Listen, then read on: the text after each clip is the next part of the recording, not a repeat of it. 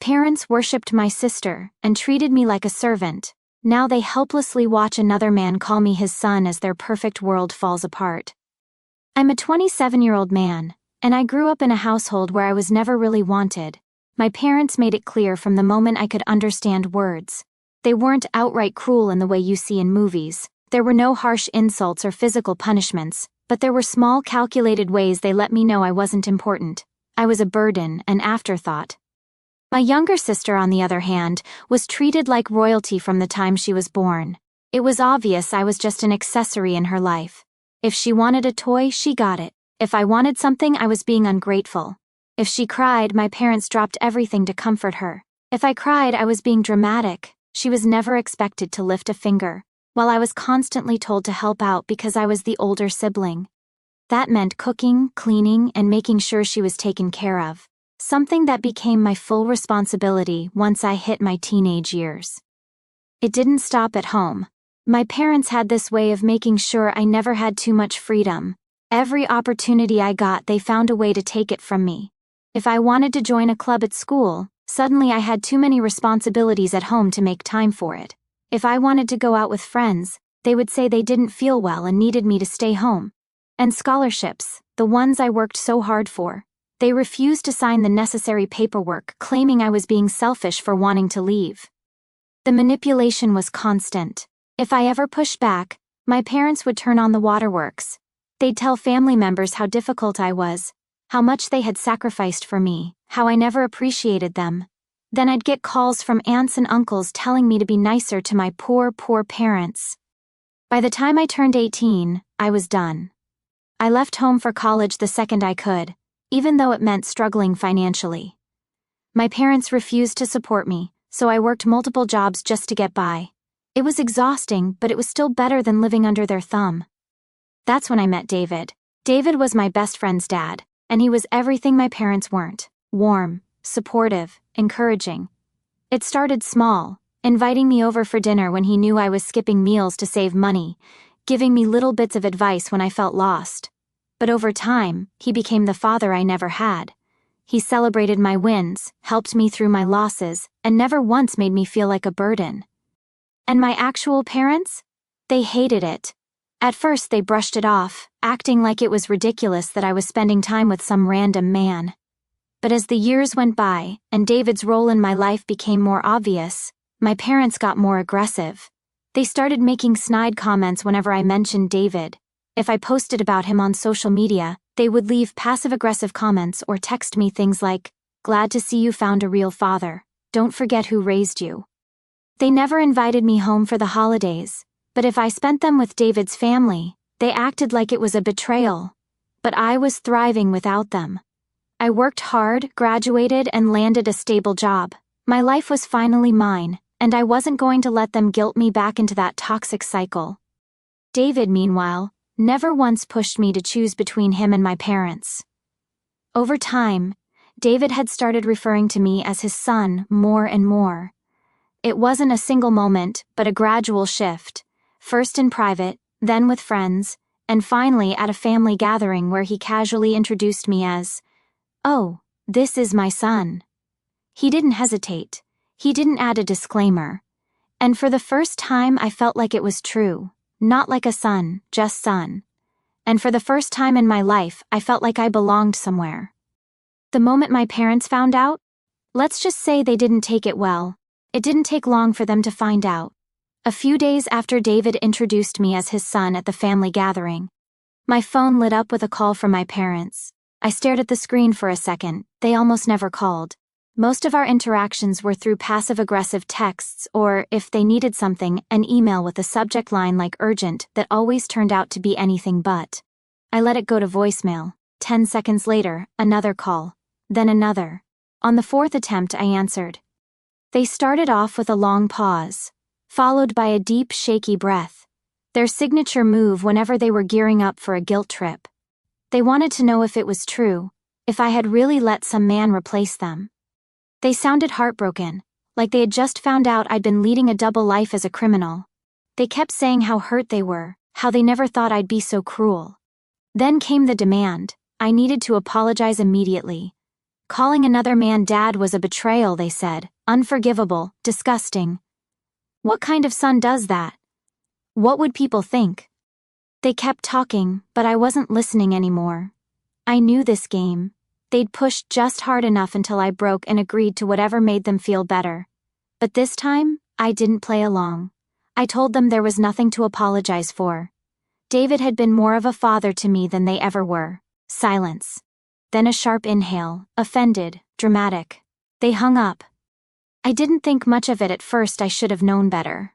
A few hours later, I got a notification that they had liked an old photo of mine from 2 years ago. Then another. Then a random comment under a post about my work promotion. Not a congratulatory comment, of course, just a vague, "Oh, interesting." The next morning, more notifications. They were going through my social media, liking random things, making sure I knew they were watching. Then came the texts. They hoped I was doing okay. They were worried about me. They hoped I wasn't being influenced by the wrong people. They just wanted to make sure I wasn't being manipulated. I ignored it. By noon, my sister had texted. She was 24 now, still the golden child, still comfortably nestled under our parents' control. She didn't ask how I was. She didn't check in. She just wanted to know why I was being so cruel to our parents. She threw in the classic lines.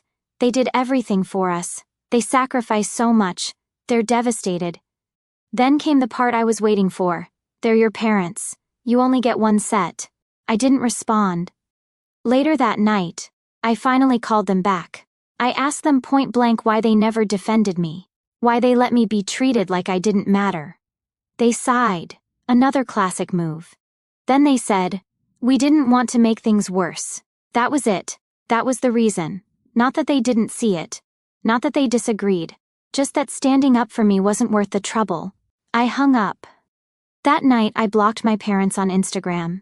By morning they had switched tactics. Family members started reaching out. Some were subtle, they just miss you so much. Others went straight for the guilt trip. I don't know if I could ever do that to my own parents.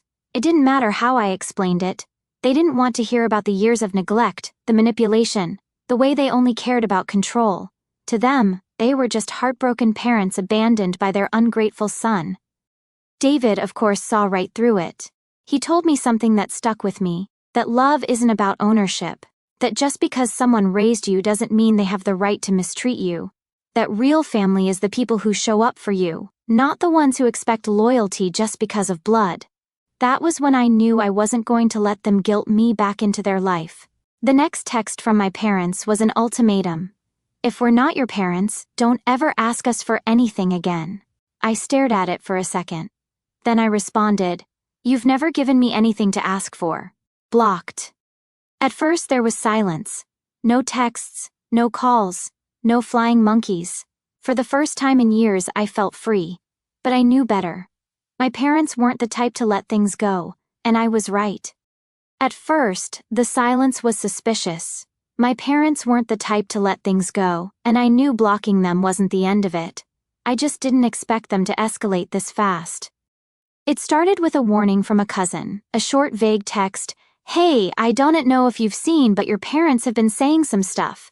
Might want to check Facebook." I didn't need to check, I already knew the playbook. But curiosity got the best of me. Sure enough, their page was filled with vague, dramatic posts, the kind of stuff designed to get sympathy without directly admitting what happened. Things like, "It breaks our hearts when parents give their whole life for a child only to be abandoned for strangers. Some people forget who was there for them when it mattered."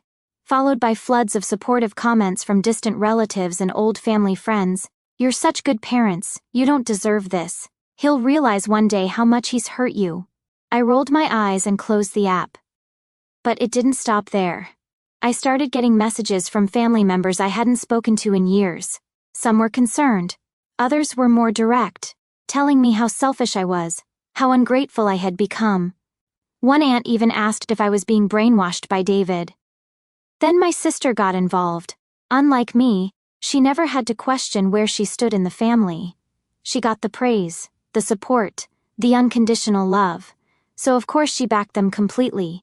Out of nowhere I got a text from her. No greeting, no small talk, just one sentence. "You're a disappointment." Blocked. A few hours later, I noticed I was no longer following her on social media. I checked her page. Yep, she had blocked me too.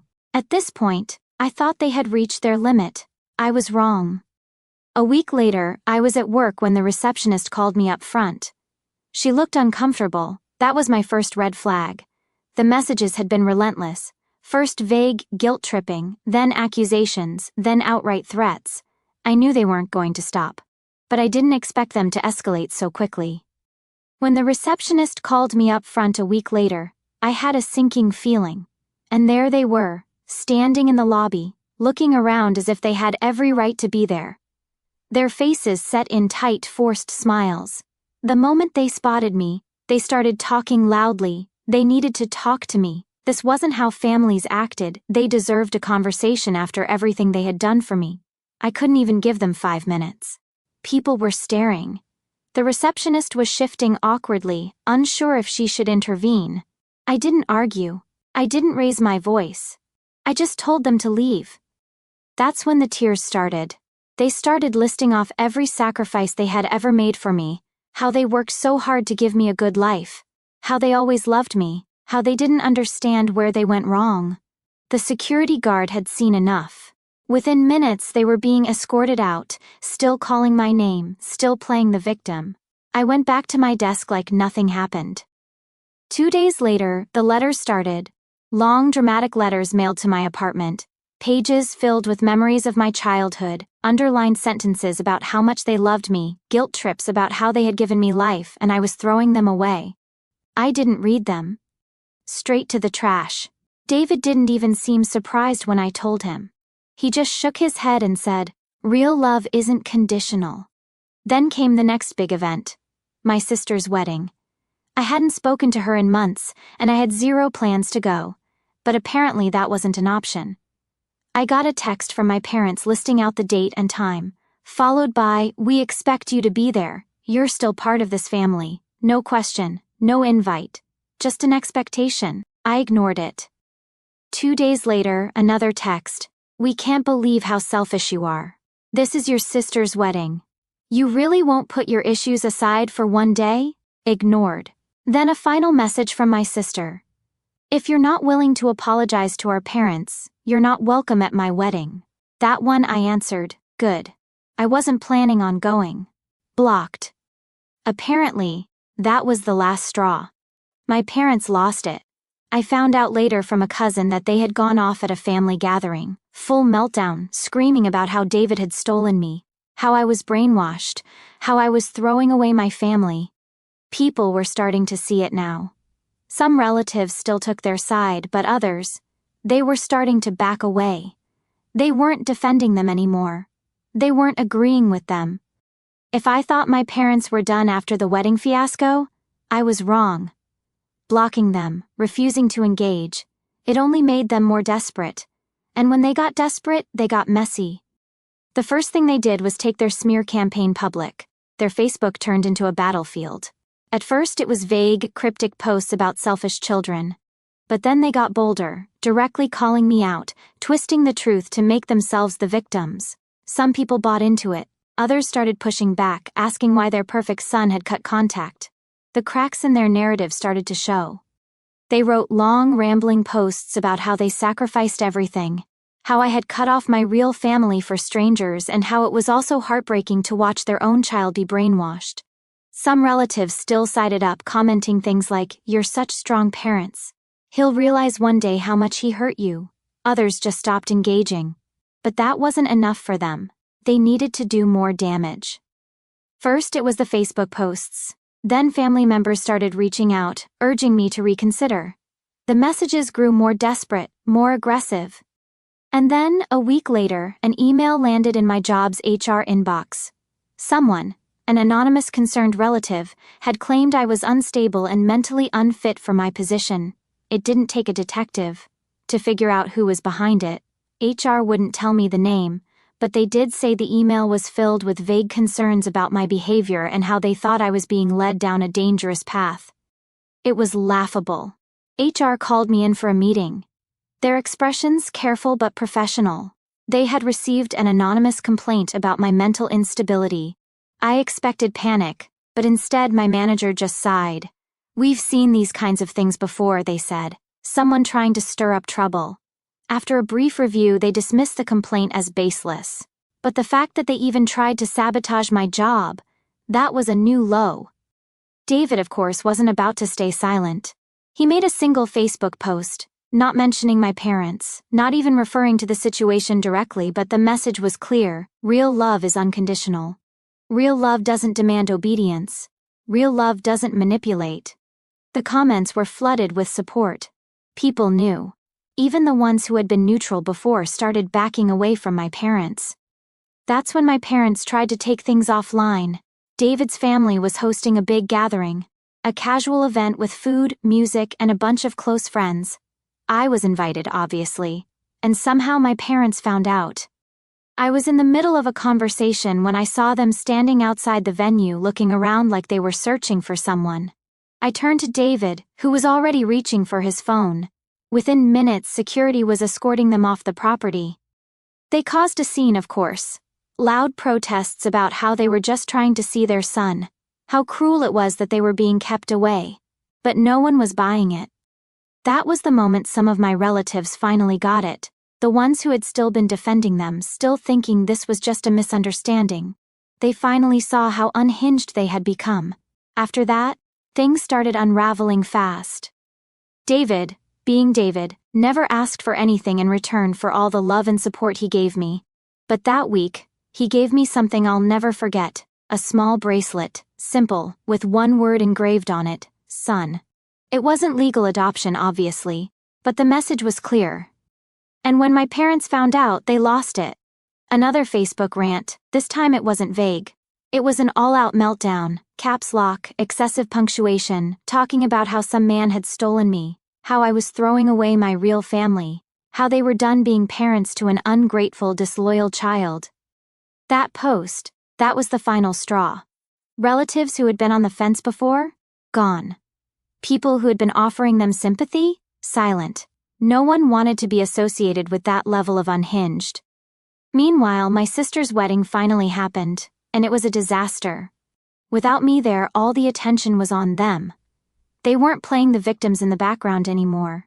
They were the problem. They made a huge scene, got into arguments with guests, and spent the whole night making passive-aggressive comments about how some people abandon their family. And then, apparently, that was the other parent's breaking point. Over the months, I had started hearing things. They weren't just silently enduring my parents' meltdowns anymore. They were arguing back. A cousin mentioned that they had stormed out of a family gathering after one of their public breakdowns. Then came the message from them. Short but heavy with meaning: "We should have left years ago." It wasn't just regret. It was resignation. That's when the rumors started. People were saying the other parents were finally done, that they were looking into divorce, that they had been putting up with their antics for years, but now, without me as a buffer, they saw my parents for what they really were. And my parents? Their entire reputation was in shambles. Even the people who once defended them had backed off. They had gone too far, tried too hard to control me, and in doing so, lost control over everything else. And me? I was doing better than ever. I had a great job, amazing friends, and a real father figure in David. I didn't just escape, I thrived. And the best part? They had to watch it all from the sidelines. After the wedding disaster, things got quiet, too quiet. For a while, it seemed like my parents had finally given up. No more dramatic Facebook posts, no random flying monkey relative showing up in my inbox. Even my sister had gone silent. Then the calls started, unknown numbers, no voicemails, just ringing over and over. At first I ignored them, then they got more frequent, middle of the day, late at night, even during work hours. I picked up once, and there was nothing but silence on the other end before the call disconnected. I blocked the numbers, but new ones kept popping up. Then I got the email. It was from my parents. A long, overly sweet message about how they wanted to put the past behind us, how family should always stick together, how they forgave me for the way I treated them. Forgave me. I deleted it. A few hours later, my phone buzzed again. This time it was a cousin sending me a screenshot. My parents had posted on Facebook again, only this time it wasn't the usual vague sob story. This one was specific. They were telling everyone how they had graciously forgiven me for hurting them, how they were so happy that we had finally reconciled, and how parents' love is eternal no matter what. It was all a lie. I hadn't spoken to them, I hadn't agreed to anything. And now they were out there telling everyone that we had made up. I wasn't letting that slide. I made my own post, short to the point. There has been no reconciliation. I have no interest in having a relationship with my parents. Please don't believe everything you read online. That was all it took. Comments flooded in. Some people were confused, some asked if I was sure. But others, they got it. And then my parents saw it. Cue the meltdown. More posts, more victim playing. This time they went all in, talking about how they tried to make peace, but their selfish, cold-hearted son had publicly humiliated them instead, how they had done everything for me, and I had cruelly thrown it back in their face. Some relatives fell for it. Others didn't. At this point, most people were exhausted by the drama. Then they did something I did not see coming. A week later, I got a letter in the mail. At first, I thought it was another dramatic note from them. But no, this one had an official letterhead. They were suing me for emotional distress. I actually laughed when I saw it. They had no case, no real damages, just pages of nonsense about how I had intentionally caused them suffering by cutting them off and turning people against them. David, being the absolute legend that he is, took one look at the letter and told me not to worry. He knew a lawyer. We set up a meeting. The lawyer didn't even try to be professional about it. He laughed as he skimmed through the papers, called it a joke, said it wouldn't hold up in any court. That should have been the end of it. But my parents, they doubled down. Instead of letting it go, they went nuclear. Another public meltdown, ranting about how they were being forced to take legal action against their own child because they had no other choice. How they had been pushed to the edge by my heartless betrayal. They wanted people to take their side. Instead, they lost the last few supporters they had left. And then came the final bombshell. The family was splitting apart. My uncle and aunt, who had been my parents' strongest supporters and financial backers, finally saw through the manipulation. They announced they were cutting all ties and financial support. For years they had enabled my parents, always choosing to believe their side. But something had changed. They stopped defending my parents, started walking away from arguments instead of making excuses for them. Relatives mentioned that the whole extended family seemed tired of the drama, more distant. And when the family separation was finally announced, it wasn't just a sudden decision. It was a long overdue escape from the toxic dynamics my parents had created. Without the extended family's financial support, my parents were screwed. My sister, the golden child, had always been on their side, but now with the family splitting apart and the money drying up, she was seeing things differently. Maybe it was because the financial security was gone. Maybe it was because our uncle and aunt had finally started telling her things they'd kept quiet about for years.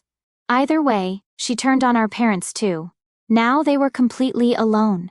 The last message I ever got from them came a few days later. "You did this. You ruined our lives. I hope you're happy." Blocked, for good this time. They had spent years trying to control me, manipulate me, punish me for existing outside of their grasp, and in the end, they destroyed themselves. It's been a year since I blocked my parents for good. A lot has changed since then. For the first time in my life, I feel free. No random calls from flying monkey relatives, no social media smear campaigns, no guilt weighing on me every time I make a decision that benefits me instead of them. And the best part? My life is better than ever. Work has been going great. I got a promotion a few months ago, and my financial situation is the most stable it's ever been. I've been traveling more, meeting new people, and actually enjoying my life without feeling like I have to look over my shoulder. David, of course, has been there through all of it. He's not just my best friend's dad anymore, he's my dad. He introduces me that way to everyone, and I don't correct him. I stopped thinking of it as an honorary title a long time ago. He's the one who supports me. He's the one who celebrates my wins, gives me advice, and makes sure I have a place to go on the holidays. Speaking of holidays, last Christmas was the first time I felt truly at home. David's family welcomed me like I'd always been there. I sat at a full dinner table surrounded by warmth, laughter, and people who genuinely cared about me. And for the first time, I wasn't just an outsider trying to fit in. I belonged. Meanwhile, my parents' lives were in ruins. After the separation, they were cut off completely. They lost the house, the financial safety net, and the reputation they spent years building. They had to move into a much smaller place, a far cry from the image they always tried to maintain. Their social standing is gone too. The relatives who used to defend them, they've distanced themselves. No one wants to be associated with them after seeing how far they were willing to go to manipulate and control me. And as for my sister, the golden child, she finally saw the truth. At first, she stayed on their side even after the separation. But without the financial support, the cracks started showing. She saw how manipulative they could be, how exhausting it was to constantly manage their emotions, how it was never enough no matter how much she tried to please them. At first, my sister defended them fiercely, dismissing everything I said as overreaction. But after the separation, cracks started to form. Without the financial support, she saw firsthand how draining they were. She admitted they were exhausting to deal with, how nothing she did was enough. Then one day, she sent a short message, "I see it now," that she saw what I had been dealing with for years. I accepted her apology, but I wasn't in a rush to rebuild anything. She may have been a victim of their manipulation too, but that doesn't erase the things she did or said to me. For now, I'm keeping my distance. And my parents? They became ghosts. They used to be the respected heads of our extended family, the ones who held the family together, the ones who were always right no matter what. Now they're an embarrassment. At a recent family gathering, a cousin of mine casually mentioned that someone had leaked old screenshots of my parents' past manipulative messages, the fake concern, the guilt trips, the blatant emotional blackmail. It was all out in the open. They have no defenders left. No one to spin their lies. Then 2 weeks ago, they made their final move, an email. Their final email was a mix of apology and manipulation, a desperate attempt to regain control. They listed out all the times they had loved me, conveniently skipping over the years of neglect. They insisted they had changed, that they had forgiven me for cutting them off, as if it had ever been their place to forgive. But I knew better. This wasn't about reconciliation, this was about power, and they had lost it. The difference this time? They weren't demanding anything. No guilt trips. No "we're your parents, you owe us." Just desperation. A final attempt to reel me back in now that they had lost everything. I didn't respond. I didn't even read the whole thing. I just left them on read. That's the part they never understood. It was never about punishing them. It was never about revenge. I just don't care anymore. My life has moved on. I have a real family now. People who love me without conditions. Cutting them off was the best decision I ever made. And the best part? They have to live with it. They have to watch from the sidelines while I build a life so good, so fulfilling, that they can never be a part of it. They lost. And I won.